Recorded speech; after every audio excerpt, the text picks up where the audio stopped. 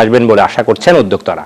সকালে বেসিসের কার্যালয়ে আয়োজিত সংবাদ সম্মেলনে জানানো হয়, এর মাধ্যমে দেশের পাশাপাশি বিদেশে সফটওয়্যার রপ্তানির সুযোগ বাড়বে। এবার সফটওয়্যারের পাশাপাশি বিপিও জোন এবং ই কমার্স জোন থাকবে বলেও জানানো হয় সংবাদ সম্মেলনে। এছাড়াও স্কুল কলেজের শিক্ষার্থীদের আইসিটিতে আগ্রহী করতে নানা আয়োজন থাকবে বলে জানানো হয়।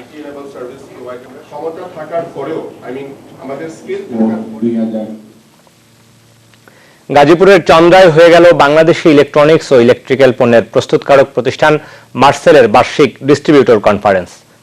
মার্সেলের নিজস্ব কারখানায় এই কনফারেন্সে অংশ নেন সারা দেশের প্রায় 400 পরিবেশক। কনফারেন্সের উদ্বোধন করেন আরবি গ্রুপের ব্যবস্থাপনা পরিচালক এস.এম. শামসুল আলম। উপস্থিত ছিলেন গ্রুপের vice chairman SM. Nurul Alam Rezvi সহ অন্যান্য শীর্ষ কর্মকর্তারা। অনুষ্ঠানে দেশের সেরা 19 জন পরিবেশককে পুরস্কৃত করা হয়। 3 দিন ধরে আমি এখানে। নতুন মডেলের স্মার্টফোন সেট বাজারে আনলো সিম্ফনি। শুক্রবার বিকেলে বঙ্গবন্ধু আন্তর্জাতিক সম্মেলন কেন্দ্রে Z8 মডেলের মোবাইল ফোন সেটটি উদ্বোধন করা হয়। অ্যান্ড্রয়েডের সবশেষ সংস্করণ মার্শ ম্যালো অপারেটিং সিস্টেম সম্বলিত ফোন সেটটি ফিঙ্গারপ্রিন্ট সেন্সর যুক্ত। নির্মাতা প্রতিষ্ঠানের মতে সেটটিতে অক্টাকোর প্রসেসর ও 3 GB র্যাম থাকায় মাল্টিটাস্কিং করা যাবে অনায়াসেই।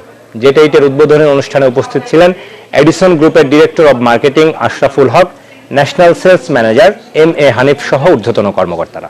সেটটি এখন থেকেই বাজারে পাওয়া যাবে বলে জানিয়েছে কোম্পানিটি।